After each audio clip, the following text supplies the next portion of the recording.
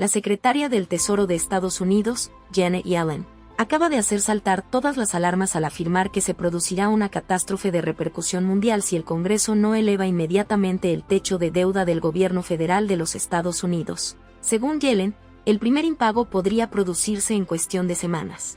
Si llegase a suceder, sería la primera vez en la historia de Estados Unidos y podría tener consecuencias catastróficas. Tipos de interés altísimos durante los próximos años, recalificación de la deuda pública de Estados Unidos, crisis económica, crisis financiera, aumento masivo del desempleo e impacto severo sobre la financiación a particulares y empresas son solo algunas de las consecuencias de esta situación. Como se puede ver, estamos hablando de una amenaza muy seria y muy real. En este video vamos a conocer a Janet Yellen con sus luces y sus sombras. Analizaremos estas polémicas declaraciones y explicaremos cuán grave es la situación de la que está advirtiendo al mundo. Como siempre, empecemos por el principio. ¿Quién es Janet Yellen?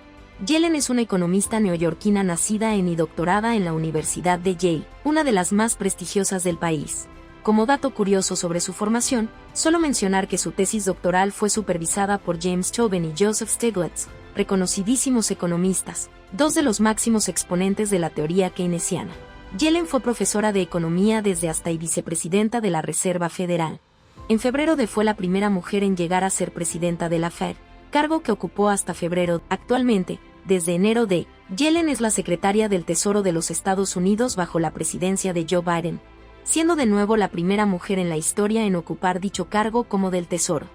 Yellen es responsable de la política fiscal del gobierno de los Estados Unidos, que incluye la gestión de la deuda pública, la recaudación de impuestos, la supervisión de los bancos y otras instituciones financieras, liderar la política económica del país y asesorar al presidente y al Congreso sobre los temas económicos y financieros más importantes.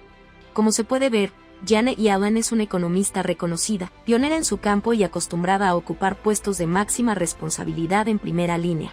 Sin embargo, Yellen ha sido fuertemente criticada durante su trayectoria por defender políticas económicas como el aumento del salario mínimo y la expansión del seguro de desempleo, cuyos efectos podrían aumentar exponencialmente el gasto público gubernamental. Como ya se ha observado en otros países del mundo, han sido muchas las voces críticas que acusan a Yellen de discursos populistas que aparentan ir dirigidos a reducir las desigualdades económicas, pero que en realidad se quedan muy lejos de constituir medidas realmente efectivas para conseguirlo. Además, son muchos los que apuntan a que Yellen no fue lo suficientemente dura en la regulación de instituciones financieras y que no hizo lo suficiente para evitar la crisis financiera Las últimas declaraciones de Yellen sobre el techo de deuda de los Estados Unidos son muy preocupantes. Según Yellen, si el Congreso no eleva inmediatamente el techo de deuda del gobierno federal, se producirá una catástrofe de repercusión mundial, y el primer impago podría producirse en cuestión de semanas. Si llegase a suceder, sería la primera vez en la historia de Estados Unidos y podría tener consecuencias catastróficas. Tipos de interés altísimos durante los próximos años, recalificación de la deuda pública de Estados Unidos, crisis económica, crisis financiera, aumento masivo del desempleo e impacto severo sobre la financiación a particulares y empresas son solo algunas de las consecuencias de esta situación. Como se puede ver, estamos hablando de una amenaza muy seria y muy real. Si llegara el momento en que Estados Unidos se declarara en suspensión de pagos, las consecuencias serían realmente catastróficas. Como señala Yellen, las cuatro principales serían, en primer lugar, un aumento drástico de los tipos de interés, incluso muy por encima de los niveles actuales. Si los tipos siguen subiendo, se producirá un estrangulamiento del crédito tanto para el gobierno como para las empresas y, por supuesto, para los consumidores. De hecho, un informe de la Oficina de Análisis Económico afirma que la tasa de desempleo podría llegar al 12%, casi el cuádruple de la tasa actual, si Estados Unidos incurriera en incumplimiento de sus compromisos. En segundo lugar, la caída del valor del dólar podría desencadenar una ola de venta de dólares y llevar a una disminución en la demanda de activos denominados en dólares, como los bonos del Tesoro. Este hecho tendría un enorme efecto a todos los niveles, por ejemplo, en todos los mercados de materias primas como el petróleo, que históricamente se negocian en dólares. Además, una caída del dólar afecta directamente a la capacidad para importar de Estados Unidos y arrastraría a todos aquellos países de América Latina que, por un lado, tienen una gran dependencia del dólar y que, por otra parte, son grandes exportadores de materias primas y productos y Estados Unidos es su principal cliente. En tercer lugar, tendría un serio impacto en los mercados financieros, provocando una caída de precios en las acciones y un aumento de la volatilidad. Y por último, pero no menos importante, el riesgo del sistema global.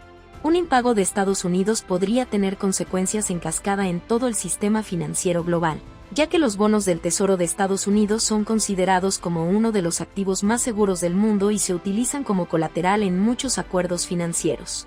La solución no parece fácil. Y como vemos, este asunto, que podría tener fatales consecuencias económicas, se reduce a una cuestión estrictamente política en esta negociación y en esta votación en el Congreso. Desde la oposición, el Partido Republicano pone sobre la mesa la condición de combinar el aumento del techo de deuda con recortes masivos de gasto público, condición rechazada desde la Casa Blanca. El presidente Joe Biden ha advertido mientras tanto que cualquier propuesta de ley que no incluya un aumento del techo de deuda, con lo que ya está anunciando un potencial conflicto de poderes. Y ahora, vamos a analizar otras dos de las compañías. La primera de ellas es la compañía Adobe, una empresa de software que probablemente conozcas, pero que quizás nunca te hayas parado a valorar. Es posible que conozcas Adobe por su producto más popular entre el usuario estándar, el Adobe Acrobat Reader, que se utiliza para visualizar documentos en PDF y que utilizan millones de personas en todo el mundo. Sin embargo, Adobe cuenta con más de 50 productos en el mercado. La mayoría de ellos son líderes en su nicho. Hablamos de aplicaciones de diseño gráfico, de edición de audio o de video, de diseño de software o de diseño web, entre otras. Si no conoces esta empresa, pregúntale a cualquiera que se dedique profesionalmente a alguno de los nichos que acabo de mencionar y te darás cuenta del poder que tienen. Adobe tiene varios fosos defensivos, como el efecto red creado entre sus millones de usuarios por todo el mundo, el enorme ecosistema que han creado con toda la variedad de aplicaciones y el que es más importante, en mi opinión, el importante costo en tiempo y dinero para cambiar a otro software. Este hecho ha permitido a Adobe ir incrementando históricamente el precio de sus productos sin perder usuarios ni cuota de mercado.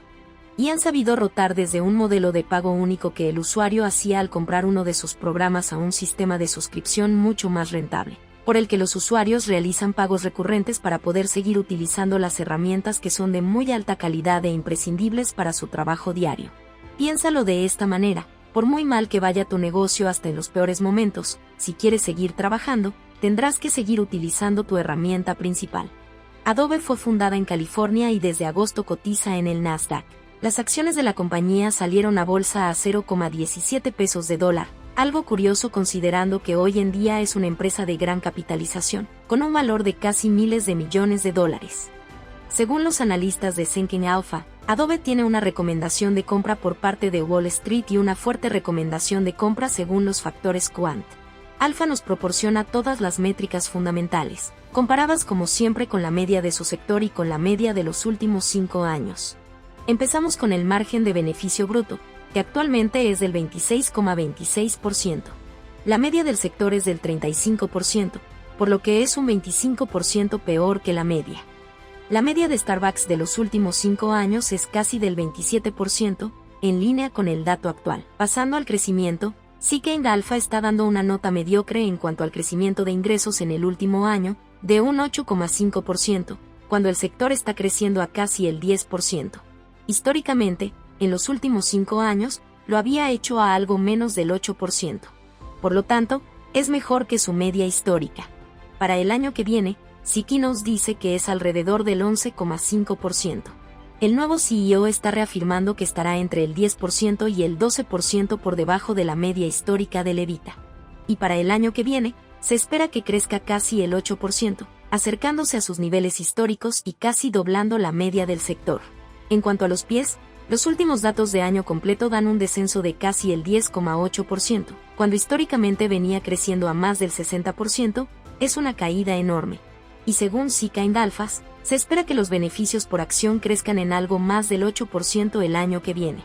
Sin embargo, las últimas estimaciones del CEO para el año fiscal completo están estimando que los hippies crecerán entre el 1% y el 20% cuando la media de sus últimos 5 años ha estado en alrededor del 10,7%. Por lo tanto, esta es una de las métricas más importantes. Los beneficios por acción estarán creciendo el año que viene a un ritmo muy similar al de su media de los últimos 5 años. Starbucks es una de esas compañías que lo hará bien en cualquier entorno económico.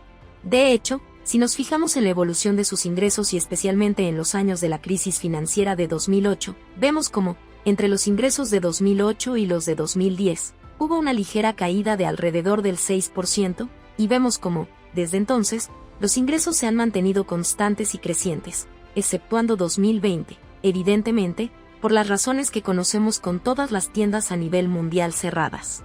Pero ya vemos como el revenue 2021 y de 2022 hectáreas ha estado ya muy por encima de las cifras de 2019.